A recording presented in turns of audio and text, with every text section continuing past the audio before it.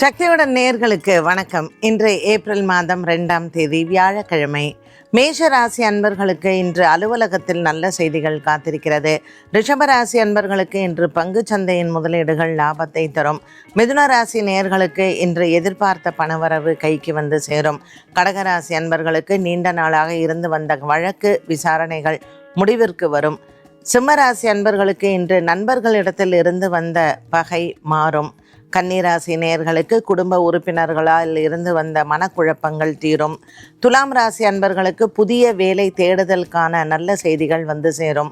விருச்சிக ராசி அன்பர்களுக்கு இன்று நண்பர்களிடத்தில் இருந்து வந்த ஒரு வேற்றுமை மாறக்கூடும். தனுசு ராசி அன்பர்களுக்கு காதல் வாழ்க்கை வெற்றி அடையும். மகர ராசி நேயர்களுக்கு இன்று சுப செலவுகள் காத்திருக்கிறது.